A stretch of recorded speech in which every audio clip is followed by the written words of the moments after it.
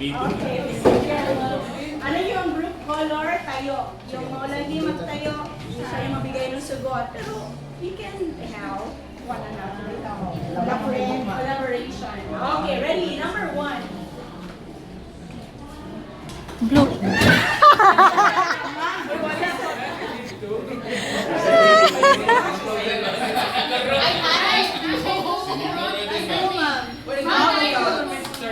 Blue, sige na. Oy, abi na kung siya na ulahi mo. Ulahi pa sige. Ma'am, nakatindog ako, ma'am. Wala na tingog ako. Blue na siya. Ikaw mag-answer, sir. Okay, sige lang. You can help naman. Sige. Okay, basahin lahat. Ready, go. Today sa content domains, content standards, performance standards, and learning competencies in mathematics. You read it properly. Ay. Baka maingaw tayo sa room. Okay, ready, go. It contains the content domains, content standards, performance standards, and learning competencies in mathematics to articulate the knowledge, skills, and attitudes that learners must develop. What document organizes these elements? Curriculum guide. Wow, very good, sir. Okay, or the revised K-10 mathematics curriculum guide. Wow, nanino din ko. Okay, next.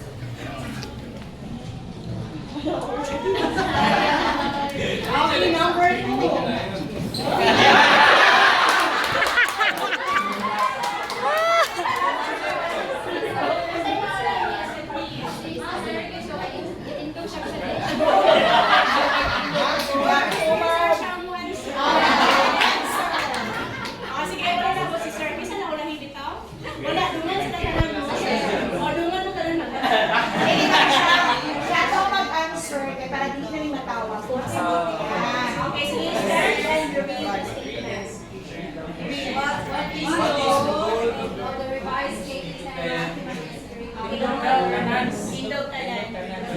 Tapos all together you state your answer kaya pareho mo tanan. Okay, ready? Go. Mathematics curriculum for learners.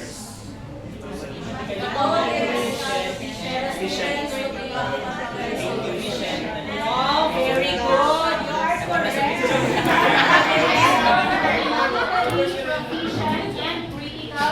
Proficient and critical progress. Okay, so tama yun. Okay, next. We are now on number 3. Are you ready? Yes. Okay, number 3.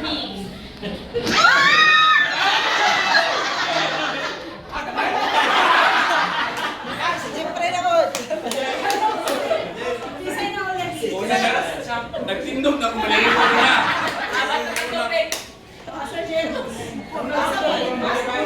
Ready, go.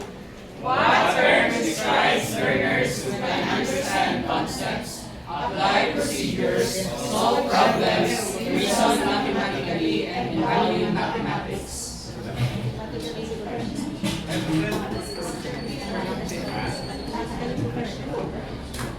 Describes a learner now who can understand concepts. Very good. You are correct. The answer is mathematically proficient. Okay, next.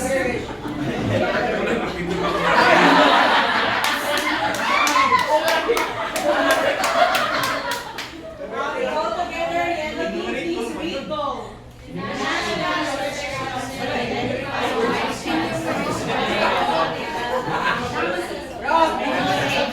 Okay, what are those? Conceptual understanding, situational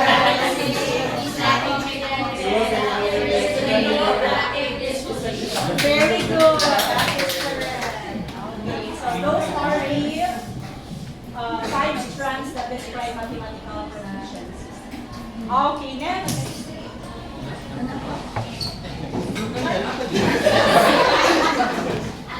Okay, so together, please read, go. When a teacher breaks down learning competencies into smaller and clearer objectives, what process is being used?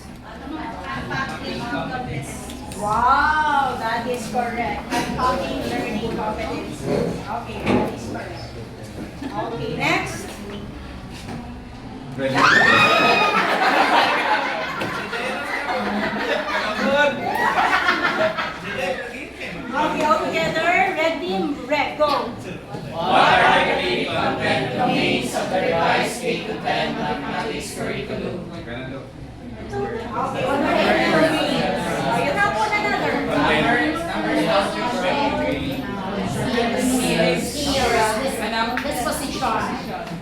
Number 2. Content domain.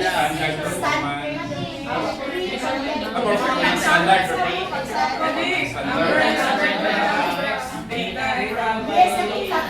Okay, all together.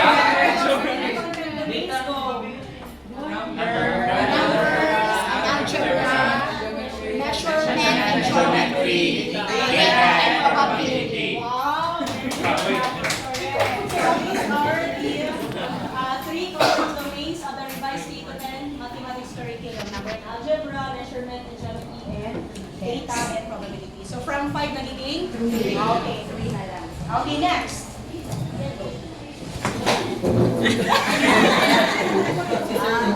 Si Sir. Okay, all together, read, go. Which curriculum component answers the question, what should learners know and understand? Wow, that is correct. Content standards. Okay, next, ready. Kasi na wala eh. Wala, all together na lang mga. Go.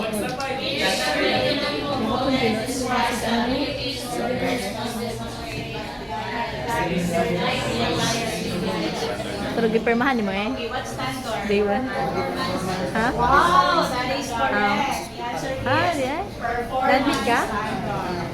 Ah. Okay? Perfect.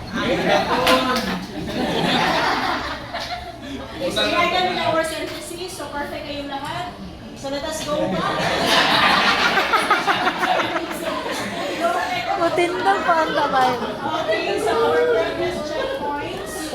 Okay, let us revisit our session objectives for this morning. Number 1, explain the key elements of the grade 10 mathematics curriculum, including its overarching goal, framework, and standards with emphasis on significant changes. Check?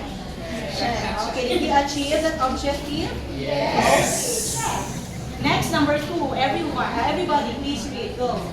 Analyze the curriculum standards, distinguishing between content and performance standards with emphasis on significant changes. Okay, is it a check? Yes. Okay, yes, it's a check. Okay, next, number 3. Please read everyone. Go. Examine learning competencies with a focus on critical content. Key changes in learning competencies. Newly introduced concepts and skills. Prerequisite knowledge and skills needed for optimal learning. Okay, is it a check? Yes. Okay, very good. It's a check. Okay, and finally, number 4. Ready? Please read. Go. Formulate specific, measurable, and developmentally appropriate learning activities aligned with curriculum competencies. Okay, check ba yan? Yes. Okay, it's also a check. So we have obtained, achieved the 4 objectives for this morning. So the references of this would be the following. Okay, basa na lang. And our training developer for this session 3A is no other than Mr. Raymar Iberay, the teacher 3 of Pangasinan Region. Okay, so that's all for our Yay! Kaon na!